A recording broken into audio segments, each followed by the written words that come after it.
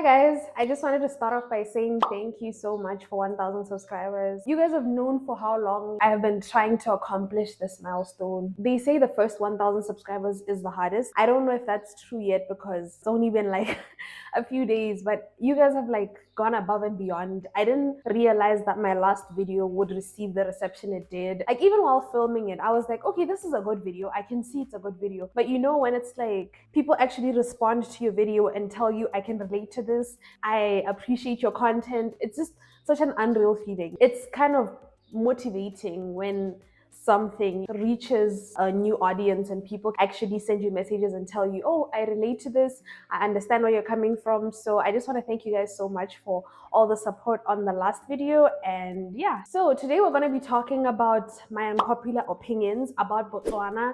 To be honest, I feel like I have a lot. It was kind of difficult for me to summarize it into like a few.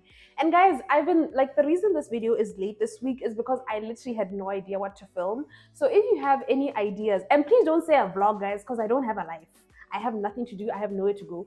But if you have any ideas of like sit down content or anything you want me to talk about, even if it's like something you feel like I've never talked about before, I'm more than open to like receiving new ideas. Because one thing I love about this channel and how we've been moving with content so far, you guys can never predict what comes next. It's more so like just go with the flow type of content, and I'm just obsessed with it. So if you guys could just, give me ideas, anything at all, even if you think, oh, maybe she would like this or something, even if you text me on Instagram or Facebook, I promise you guys, even if I don't reply, I see your messages. So please do. And yeah. So my first unpopular opinion, I don't even know if this is like a popular opinion or not, but Duma Boko is kind of fine, guys. You guys know what I'm saying? Like, yeah, like he's a fine president, guys. And I even told like my mans this. And if you're wondering like why am I like saying someone else is fine when I'm in a relationship, I don't know. I feel like me and Aziz have like built this type of relationship where like we're very like say what's on your mind type of thing, even if that thing is kind of inappropriate. He'll just be there saying, yo, the girls in this country have big asses, and I'm like, bro, I know. So it's like it's not even that deep. It's just different people have different boundaries in relationships. It's not really a boundary for me. For me, it's not that deep. Like if you're acknowledging that someone else's bunda is huge, even I myself will be like, hey yo, look, you know what I mean? I feel like I don't know. It doesn't bother me. It only bothers me like if there's a personal connection. If maybe he's talking about an ex, that's where like you'll see like my feelings are like, oh, you know what I mean?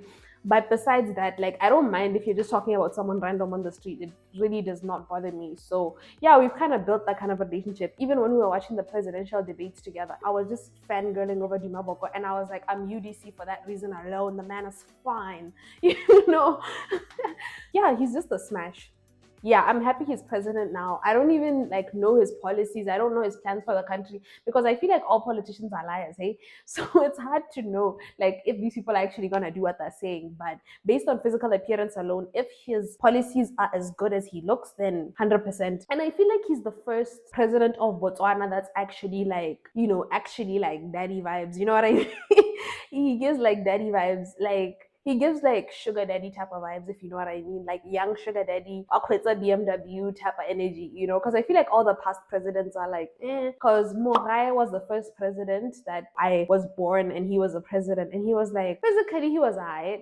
And then Ian, I don't know. I'm personally not into light skins, so maybe that's my issue with Ian. But I don't know. And Ian always gave me like other team type of energy. So I don't know. He wasn't really my forte. And Masisi kind of when he first got into office, he was like really fat, and I feel like that suits some people. And I feel like he's one of those people that looked good while they were fat, but then he started to lose weight. Now it's like, what do I guess? It's not giving. Hey, maybe it was for health reasons. I don't know. But lately he's not giving. Like maybe it's old age. I don't know. But you see, Jimabaka.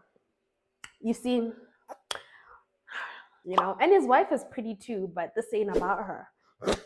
You know what I mean? Yeah, fine, man. And I really hope he does, all the positive things that he says he's going to do for Botswana, because I feel like Botswana is just not giving right now. One thing that I'm mad at about Botswana, and I don't know if this is an unpopular opinion, but like most of the things that are sold in stores, if not all, I'm talking about food produce, is farmed here.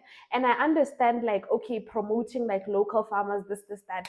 But guys, because it's like you'll find like certain periods in the year, you You can't even find. Guys, if you know where I can buy a yellow pepper or a red pepper in Botswana right now, please tell me. Like, you can't find anything. And also the price of eggs. I mean, obviously they're expensive because it's difficult to farm eggs for like the whole country right now. And obviously it depends on how chickens are reproducing, yada, yada, yada.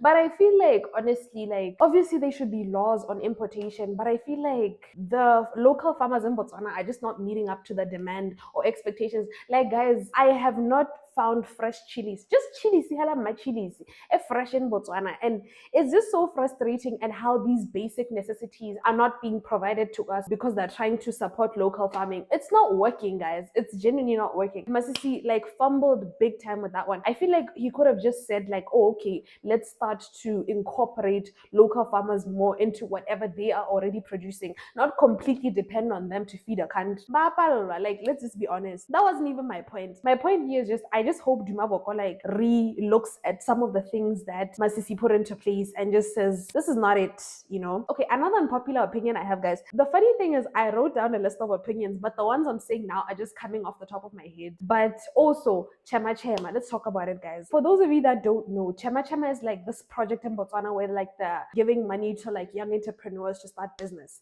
And on the outside, it sounds like a solid plan. But my issue with this project, how are you giving someone with like no business experience, no degree, no idea how to start a business? How are you just depositing 20 something thousand or 30 something thousand into their bank account and telling them to start a business? You understand? I feel like at the end of the day, like you can't do that without giving someone the necessary training or like the understanding. Because Botswana at the end of the day, not all of them, because there's some people who are like, okay, I need to start a business, I need to do better for myself. But it's like, it's not even like they're giving you the money. They're basically borrowing you the money in some kind of a loan type of agreement. Let's say, for example, they give you the money, instead of starting a business, you buy a car, obviously, because you have the money in hand. And I feel like it's very different to talk about money than to talk about a situation where you actually have money. Because I've had people like talk to my face specifically and be like, now if I get the money from Chama Chama, I'm gonna eat it. You see, because it's like, it's a large amount of money. And for someone who's never had that amount of money, like, what do you expect this person to do? For someone you're telling this person to start a business, I feel like it's just putting Botswana in debts. And it's not giving what they thought it would give. I feel like, for example, if they want like a project like that to actually work, because I feel like the idea was there, it's just the execution that's wrong. Instead of like giving someone money, why not like, let's say for example, someone wants to start selling clothes business and then they tell you, oh, this is going to be my supplier, I'm going to be doing this, I'm going to be doing that. Why not like use the money instead to rent a space for them, then hire maybe someone to help them or whatever they need, and then for example like import the clothes for them, like not actually just giving them the money to do it, but rather like do it for them. And then if they need like petty cash and stuff, that's what you give them, like to run the shop. Like the shop is actually there and it's being supported by the government, and they're actually getting like financial advice, like, oh, okay, after you've sold this, reinvest the money into this. Like, you understand what I'm saying, right? Like, I feel like that's a more lucrative way to make an investment into someone and be sure that that investment is going to be sustainable, not just throwing a large amount of money at them and expecting them to like figure it out on their own and then somehow pay it. I just feel like that strategy alone needs to be really looked at. And Juma, if you're watching, hi. But now for real, if you're watching, like, or if someone with influence is watching, like, let's reinvent the wheel, guys, because there's potential there. It's just, it's not giving what they thought it would give. So my next unpopular opinion, and I feel like this even should not be an opinion, this is not directed at people who already have kids. It's more so directed at people who haven't yet had any kids. If you don't have any kids and you are not married yet, I would honestly like truly advise you to like wait until marriage. Obviously people can be funny, hey, but there's a certain security and a certain level of trust that you can put into someone when you're actually married to that person. Because I feel like when you're not, it could go either way. That person could be good, that person could not be good, you know. Then it's like, if that person has shown a certain seriousness in you by proposing, by duela mahadi and all this stuff, that's the only point where you should give them the vulnerability and the security enough to have a child with them. Because I feel like obviously relationships have worked before in the past with people not being married and then they proceed to have a kid or maybe 4 or 5 kids. Fine, if that's your agenda, fine. But it's like, if you want to get married and you feel like, oh, maybe if we have a kid, maybe this person like would want to marry me, or you feel like, I'm just going with the flow, I'm not going to take any kind of precautions to prevent pregnancy or anything, I'm not going to do anything, I'm just going to go with the flow and see what happens. It's just You know what I mean? Because it's like you see so many situations, and I'm talking about Botswana particularly. You see so many situations where it's like girls are like single moms. You're never even gonna see the dad in pictures, and it's like even talking about that is like dangerous territory because it's like this person obviously might not be getting along with the father, or the father doesn't want any responsibility or stuff like that. And you see a lot of situations like that, and it's like usually young girls, and these situations could be prevented if we protect ourselves, because it doesn't matter how in love you are with someone. Men are biased, guys. These people like will tell you the moon and the stars to, get you in a certain place, But it's like let that person give you a certain time of commitment before you commit to them in that way. Because once you have a kid with someone, I was studying about this, but it's like that person's DNA after you give birth to the child, because obviously the child is 50% their DNA. That person's DNA stays in your body for a prolonged period of time, like for years and years and years. It stays in your body, it becomes a part of you, and it's like I don't know, you just can't let someone be that a part of you and share a part of yourself with you that is so vulnerable, especially if it's your first time and they have not even committed to you for life. Like they're not even committed to you by law. They're not even obliged to sign the birth certificate. They could literally be like, I'm not gonna sign it, and then you have to go to court and all this stuff. So it's like rather be in a situation where like this person is 100% committed to you before you commit to them in that way. I feel like this is something I realized with getting married, because I'm like, damn it. Like I can imagine if all those times I thought I was in love, or like I just had a kid or something. And it's like, where even would I be emotionally or mentally right now? Because the thing is, a child will keep you talking to your ex, even though like you don't want to. Like you're there like trying to call this guy to force him to be responsible for a child. And it's like, obviously not all situations are like that, but it's like let that person commit to you before you commit to them in that way. If it just so happens you fall pregnant, you already took birth control, you forgot to take one pill, and it just happens, fine. But don't consciously have a child or want to have a child without that commitment from that other person, because Ghana men, whenever they have this tendency to feel like bad as if they were not willing participants in the creation of that child. Like batla ba role ka go ntrepa or something ka ngwana, and it's not gonna work. Like, and then they'll try to punish you even more by being like, even I'm not gonna be a part of that kid's life. I've heard a man say this word for word, bar for bar. This guy had a kid with someone, and he was studying in Russia. When he went back to his country, they had a kid. I think he impregnated her and she had a kid or something, and he like told her to get an abortion while she was pregnant. So when he got back to Russia, he was like, this girl is playing with me. Like she genuinely thinks that because she refused to terminate that pregnancy, I'm gonna like be with her or something. And he was like, that's never gonna work. He was like, I'm never even gonna speak to her. If I wanna speak to my kid, I'm gonna call like a family member just so she knows I'm not gonna be involved in her life. And imagine, guys, you're going through postpartum, you're raising a child basically alone, because even though that person can call sometimes, it's basically on the phone, you understand? And he's intentionally trying to punish you for impregnating you and you not wanting to have an abortion. And it's like, you're mad, you're sick in the head. You know what I mean? So it's like, until someone commits to you, don't commit to them in that way, because people can switch up. Like, having a child is already so difficult on its own. Being in labor, your postpartum depression, all the symptoms, not loving your body, feeling like maybe your stomach is not how you want it to be, your thighs, your arms, the emotional, mental, the depression, all these different things are going to affect you, or they may affect you, or they may affect most women. And it's like you want to go with that knowing that, okay, me and my partner live together, we're in a committed relationship, and this is it. So yeah, that's just my take on that. You know what I mean? So my next unpopular opinion is that Mascom is scamming us, guys. I don't know about Orange because I am using Mascom specifically, but Mascom is the biggest scam of this country. But the internet in general in Botswana is a scam. Internet in Botswana is so overpriced, because keep in mind, in Russia, guys, I was paying 100 pula per month for unlimited data, 40 minutes of calls, 40 messages, and it's like I'm paying 100 pula per month for unlimited data. And it's like in Botswana, 100 pula could barely get me a week's worth of data. Like if I want like a my mix subscription, guys. And even if you want to pay for the unlimited Wi-Fi, ya Mascom, they give you like 4 megabytes per second for 400 pula. So each megabyte is 100 pula. It's like, god damn, like y'all are just scamming. Mascom is a scam, guys. It is so overpriced, because the thing is, internet at the end of the day is air. They could make these things affordable, they don't have to make them expensive. So my next unpopular opinion is specifically directed at Botswana men. So if you are a man or identify as a man, I don't know,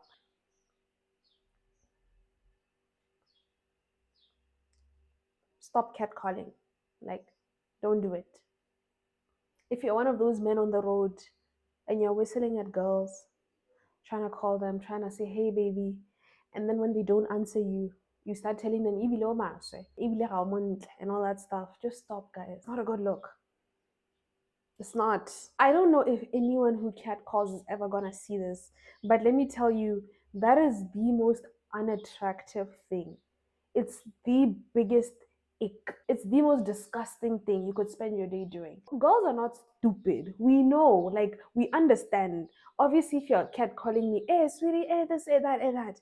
You've done that to every single girl that has walked by before me. And girls, I don't know like why they keep doing this. Are they actually girls stopping for these guys? Are they actually girls giving these guys attention? Because if there's girls actually doing that, like genuinely, they need to stop because they're making life difficult for all the rest of us guys. It's not cute at all. There's so many organic ways to meet people that don't involve yelling at them across the street or like screaming at them or like, trying to call them like their dogs. It's disgusting behavior. And even me, I don't feel flattered when stuff like that happens. You're just making everyone in the room uncomfortable. Ugh, just an ick. It's disgusting. So my next unpopular opinion is that actually I wanted to say most, but obviously I don't know what's in the head of everyone, but there's a lot of men in Southern Africa, or should I say Botswana? No, actually, even South Africa. But yeah, I'm talking about Botswana here, who are just homophobic or transphobic or something phobic. And I feel like I try to like lead with a lot of kindness and acceptance. And like, if I don't even understand something, like for example, the furries or, just anything that I don't understand, I just like mind my own business. I'm not really like hateful just because I don't understand it. I just can't understand why not understanding someone or not understanding someone's sexuality or something about them could lead to hate or like resentment. I just don't understand it coming from Black people, and I feel like it comes from a lot of Black people, but I don't understand it because it's like, you're already a Black person, you're already a minority, you're a Black man, you already have a lot of issues around the world. Like, a lot of people might not like you just because you're yourself, just because of your race. So it's like you already have that obstacle against you, and instead of being a better person and treating other people who have different obstacles against them, maybe someone doesn't like them because of their sexuality or who they choose to date, even though the person they choose to date is not you, you just don't like them because of that. And then you're still going to be hateful towards that person when you yourself are already a minority. I just can't relate or understand people who just have a lot of hate in their heart for other people. Okay, fine, you don't understand it, but like, just stay out of it. You know what I mean? I just wish people were a lot more open minded. And even if they don't want to be open minded, the hate part or the resentment part is what I just can't understand. And yeah, I just wish that didn't exist, basically. Oh, and guys, before I forget, there's something I wanted to talk about, right? I have received a few messages from different people, just basically being like, oh, yeah, I relate to your video. Like this and like that. And guys, I appreciate these messages, but then where it loses me is like when people ask me for advice or they want to talk. Because there was one particular message where someone was like, oh, I am dating a Nigerian, or I'm engaged to a Nigerian, and I want to talk to you, and I relate to a lot of the things you said. And listen, guys, I do appreciate like people feeling like, okay, they can watch my content and relate to it. But let me make one thing clear. Let me make one thing very, very clear. No way, no way whatsoever am I an advocate for anyone dating Nigeria. Because these men will play you, they'll break your heart, like they will scatter you into a million pieces. Like, there's a reason they are called Yoruba demons. There's a reason for that. From what I've seen in Russia, because there's a lot of Nigerians in Russia, they are playing girls left, right, and center. You find that they have bitches, bitches, bitches, bitches, and then they'll proceed to have a wife back home, and you're like, you know what I mean? So it's like, I don't advocate for it at all. And I also don't advocate for dating South Africans. Yay! Yay! I don't at all. Those are so, yay! Anyways, so my point here is that I am with my husband despite the fact that he's Nigerian, because based on what I've seen and heard from people in Russia, these Nigerians, Ghanaians, just these West African men in general just have this reputation, you understand? But obviously, like, my man's is different, and I feel like it's kind of that way everywhere. Because also Botswana, like, Botswana men will play you, but there's always like that one good man in every like herd of a bunch, you understand? But never, ever, ever, ever, ever. Ero jwala le mo Nigeria. Obora, I'm doing it because Aisha's my role model. Never. Because nah, I keep battling that burden because I know how men can be. Like, I know that these people, you know what I mean? So I don't advocate for it, and I don't want to be anyone's role model in that aspect. So my next unpopular opinion is we need to start telling our friends that they got fat after high school. Listen, guys, like, I don't know what it is. Maybe it's the food, I don't know, but hella, it's like we're all skinny. Maybe it's because we're always playing, ne? And then now personally, I would have appreciated if one of my friends, and it's not even fat shaming, I'm not saying in tumule, but I would have appreciated if one of my friends said, girl, and it's not looking cute before I became 70 kg. You understand? I would have truly appreciated that, but nobody told me. I figured it out for myself. I had to figure it out for myself, and I had to lose the weight. Realizing you're fat and then losing the weight. Or it's like you take a picture and it's like the person looking back at you in the picture is like, you know what I mean?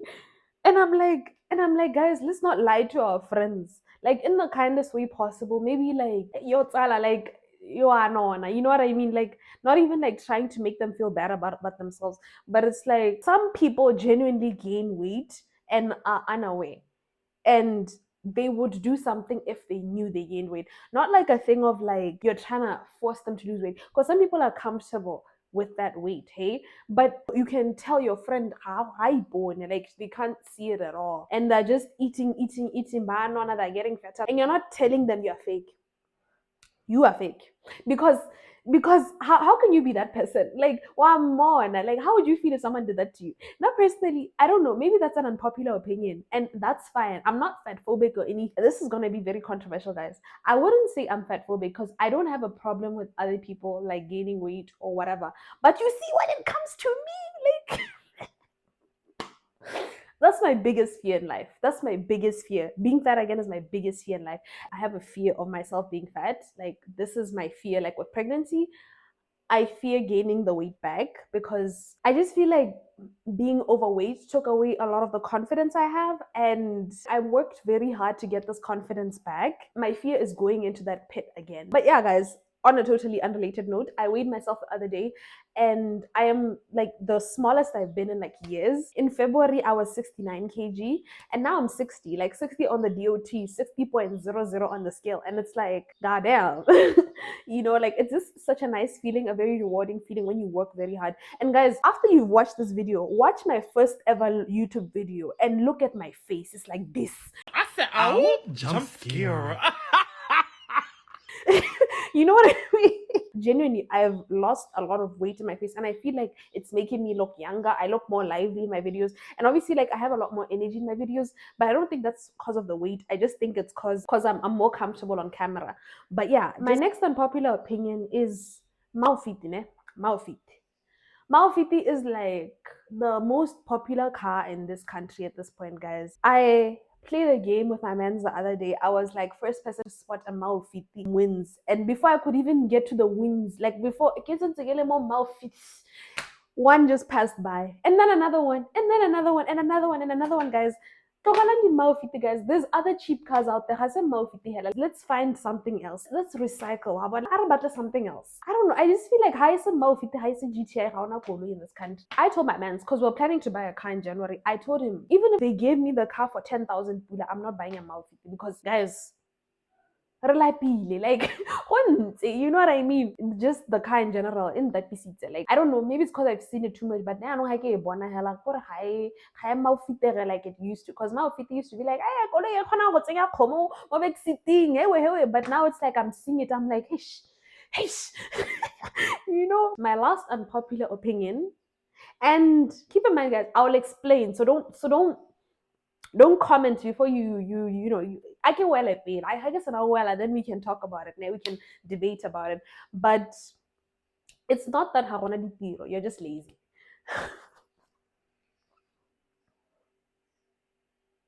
Okay, guys, let me explain. There's so many gaps in the market in Botswana, and there's so many business opportunities.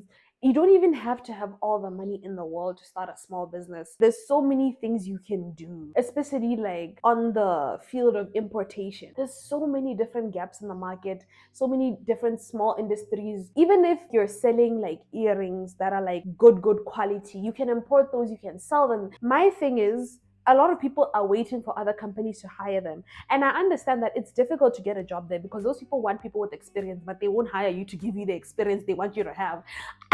I get it. I get how that can be frustrating. But what I'm saying is just don't sit on your ass. Don't wait for someone to hire you. Do your own thing. Start your own business because it's possible. The gaps in the market are crazy. Things sell like this on Facebook Marketplace. So don't sit down. It's very possible to start your own business, make your own money. And guys, oh my god, my phone keeps on pausing because of like storage. And I'm so sick and tired of this phone because I feel like it's not the right phone for someone who's doing content to have. I mean, in terms of gigabytes, because I'm only 128 gigabytes, and my videos alone, like the videos I film, are like 3 gigabytes each. And obviously, I film on my phone, and there's obviously apps and all this other stuff in the background. I want to upgrade. I want to get like the iPhone 16, the pink one. Oh my god, I'm so obsessed with that phone. I want to get like maybe 256 megabytes or 512, just something that makes sense. But the first thing we want to do is we want to buy a car. But oh guys, let me know if you want. I can just give you like my next video to be like a plan update, tell you guys like how we plan on fitting up our house, what our life plans, and yeah, just whatever you want to see from me, just let me know. And if you enjoyed this video, please give it a big thumbs up. I appreciate you guys. I appreciate your support. Thank you, Basana, for the t-shirt. I love you guys, and I will see you guys next week. Bye.